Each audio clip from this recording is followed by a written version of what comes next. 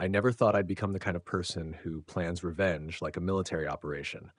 But then again, I never thought my business partner would steal everything I built either.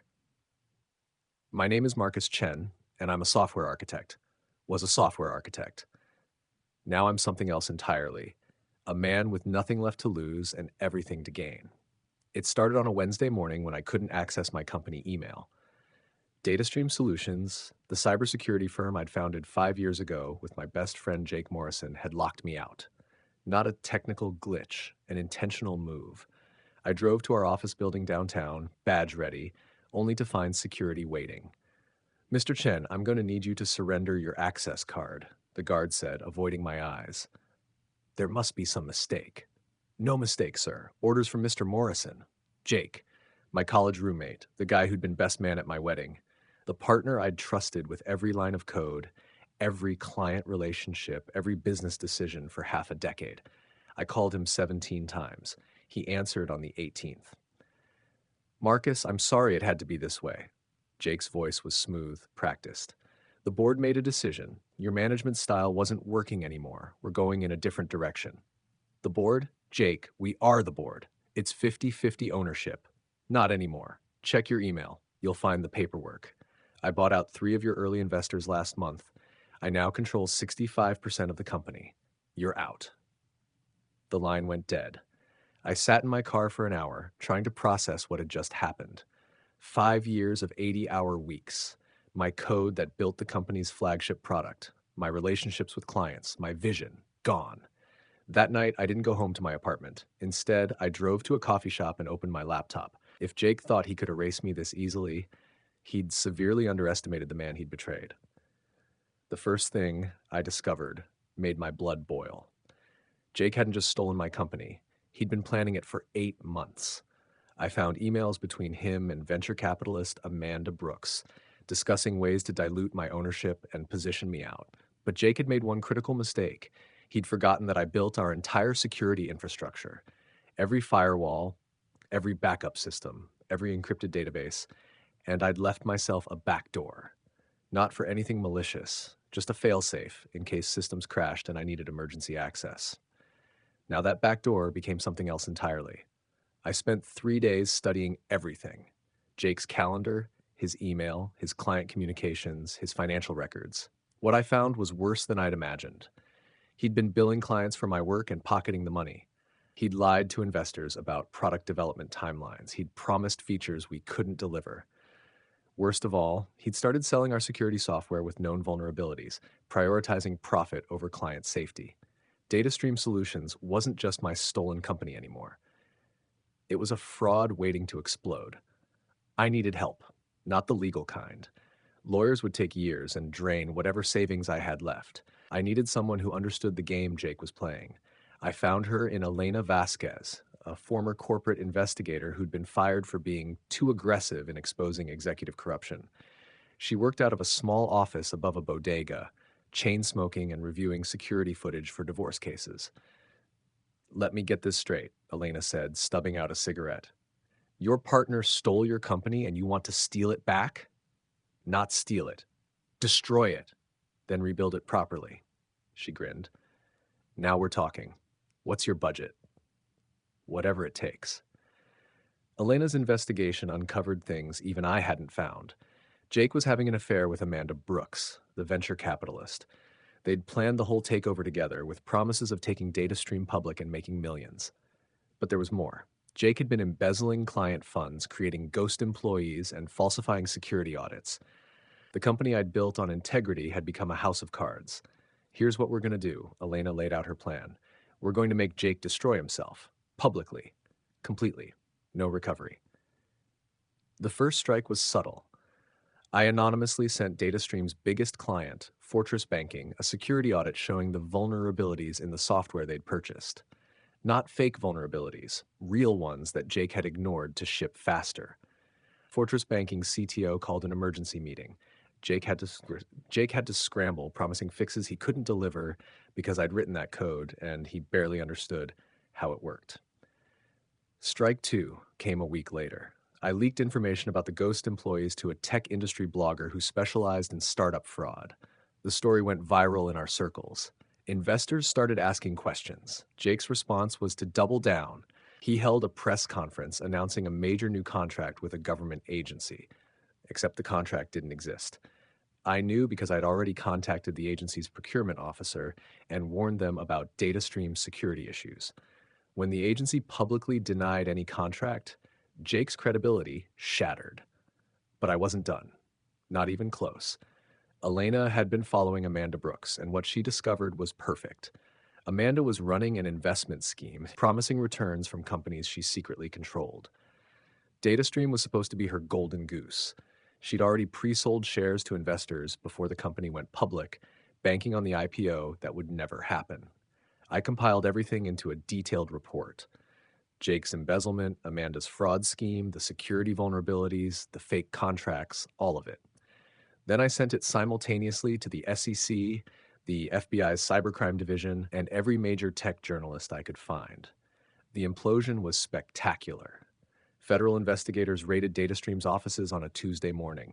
Jake was let out in handcuffs, still insisting everything was a misunderstanding. Amanda tried to flee to the Cayman Islands but was arrested at the airport. The company I'd built collapsed within 72 hours. Clients fled, employees resigned, investors filed lawsuits, DataStream Solutions ceased to exist. I watched it all from my laptop, feeling something between satisfaction and emptiness. Jake had stolen my company, so I destroyed it, but that left me with nothing except the knowledge that he'd gotten what he deserved. Then Elena called with an interesting proposition. Half of DataStream's employees just lost their jobs.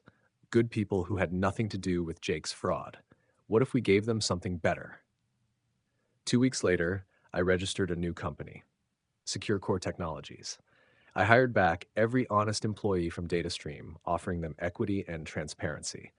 I contacted every client Jake had screwed over and offered to rebuild their security systems properly at cost. The tech press loved the story. Betrayed founder rises from ashes, one headline read. Investors who'd been burned by Jake and Amanda were eager to back someone with integrity. Within 6 months, Secure Core was worth more than DataStream had ever been. Within a year, we'd gone public. I made sure every employee who'd stayed loyal got wealthy from the IPO. Jake and Amanda both pleaded guilty to fraud charges. He got 7 years in federal prison. She got 10. Their assets were seized to pay back investors and clients. I could have visited Jake in prison, gloated, made him see what he'd lost, but I didn't. That would have given him too much importance in my life. Instead, I sent him a single letter. Jake, you taught me that trust is a weapon. Thank you for the education. I've built something better without you. Something honest, something that will last. I hope prison gives you time to think about the difference between taking and earning. Marcus. I never heard back. 5 years later, I'm standing in Secure Core's headquarters, watching my team develop security software that actually protects people. Elena is our chief security officer. The employees who stayed loyal are now millionaires. We've exposed 3 major corporate fraud schemes and helped law enforcement arrest dozens of cyber criminals. Jake got released early for good behavior last month. I heard he's working at a cell phone store in Tampa, living with his mother, trying to rebuild his life. Sometimes people ask if I feel guilty about destroying DataStream, about ruining Jake's life. I tell them the truth. Jake destroyed DataStream the moment he chose fraud over integrity. I just made sure everyone knew about it. Revenge isn't about hurting someone, it's about making sure the truth has consequences. And the truth is that Jake Morrison was a thief who got exactly what thieves deserve. As for me, I sleep fine at night. My company is worth $500 million. My employees are happy and wealthy. My clients trust us.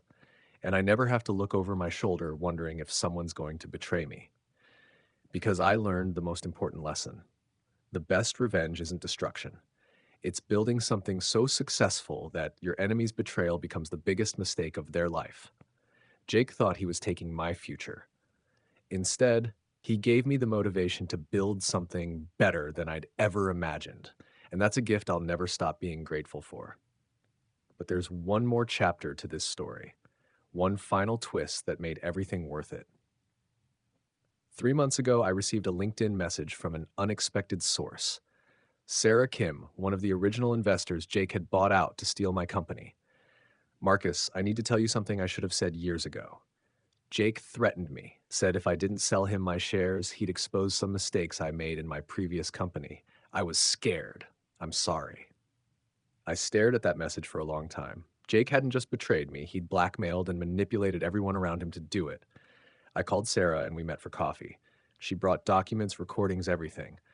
Jake's threats, his schemes, the whole conspiracy laid out in detail. Why now? I asked her.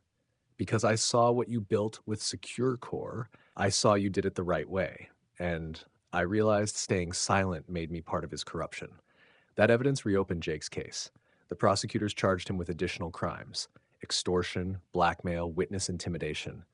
His early release was revoked. He went back to prison for another 12 years. But here's the real ending. Sarah became one of Secure Core's lead investors.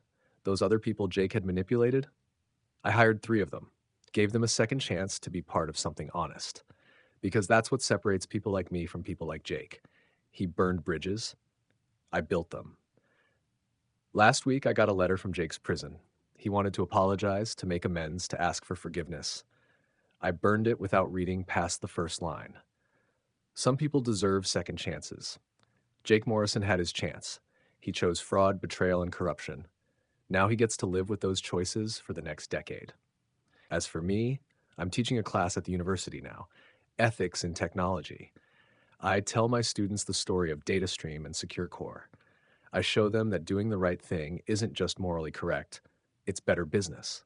One student asked me recently, if you could go back, would you still partner with Jake? I thought about it, really thought about it. Yes, I said, because his betrayal taught me something invaluable. It showed me who I really am when everything's taken away, and it gave me the fire to build something greater than I'd ever imagined. That's the truth about revenge. It's not about destroying your enemy. It's about becoming so successful that their betrayal becomes the best thing that ever happened to you. Jake thought he was taking my future. Instead, he gave me a purpose. But the story doesn't end there. It never really does. 6 months after Jake went back to prison, Amanda Brooks reached out from her federal facility. She wanted to cut a deal, testify against other corrupt investors in exchange for reduced time. The feds were building a massive case against a network of fraudulent VCs, and Amanda had information on all of them. The prosecutor called me personally. Mr. Chen, we'd like your input. Amanda's testimony could take down 15 other fraudsters, but we need to reduce her sentence to make it happen. I thought about all the people Amanda had scammed, all the honest entrepreneurs whose dreams she'd crushed for profit. Then I thought about the 15 others still out there, still destroying lives. Do it, I told the prosecutor, but I want something in return. What's that? I want to meet with her, face to face. They arranged it. A federal facility conference room, guards outside, Amanda on one side of the table in prison orange, me on the other in my tailored suit. She looked different, older, broken. None of the predatory confidence that had helped her steal my company. Marcus, she began, I wanted to say, save it. I cut her off. I didn't come here for your apology. I came to ask you one question. Was it worth it? She stared at me, confused. 10 years of your life, Amanda. Your reputation destroyed, your wealth seized, your freedom gone. Was destroying my company worth all that? She was quiet for a long moment, then barely a whisper. No. Good. Because I want you to remember this conversation every day for the next 8 years. I want you to know that while you're in here, I'm out there building something that actually matters, creating jobs, protecting people's data, making the world a little bit safer.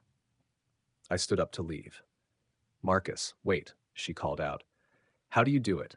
How do you not hate us? I turned back. I did hate you, both of you. For months, that hate was the only thing that got me out of bed, but then I realized something. Hate is just another prison, and I refuse to be locked up by what you did to me. I walked out and never looked back. The testimony Amanda provided led to the largest venture capital fraud bust in history. 15 VCs arrested, $800 million in stolen funds recovered, hundreds of scammed entrepreneurs compensated. The case made national news, and every article mentioned how it started with a software architect who refused to stay quiet when his company was stolen. I got calls from entrepreneurs across the country people who'd been betrayed, scammed, pushed out of their own companies, at me. They all wanted to know the same thing. How did you fight back? So I wrote a book, Code of Conduct: How Integrity Built My Empire After Betrayal Destroyed My Company. It became a bestseller in business circles, not because people loved revenge stories, but because they needed hope that doing the right thing actually works. The book tour was exhausting but rewarding. In Seattle, a young founder told me she'd almost given up after her co-founder stole her code. My story convinced her to fight back legally. She won, rebuilt, and her company just raised $50 million. In Austin, a veteran programmer said he'd been pushed out by corporate politics. He started his own consultancy using my principles. Now he's thriving. In New York, a woman showed me the letter I'd written in response to her email 3 years ago when she'd asked for advice. She'd kept it, framed it. You told me that revenge is living well, she said. That changed everything for me. These moments reminded me why I fought back. Not just for myself, but for everyone who'd ever been betrayed by someone they trusted. Last month, SecureCorp announced a new initiative, the Integrity Fund. We set aside $10 million to help entrepreneurs who've been victims of corporate fraud. Legal fees, startup capital, mentorship, everything they need to fight back and rebuild. Elena runs the program. She reviews applications personally, using her investigator skills to separate genuine cases from people just looking for handouts. You know what's beautiful? She told me over coffee last week. We're turning your worst experience into other people's second chances. That's exactly what I wanted, and I'll spend the rest of my life proving that integrity wins.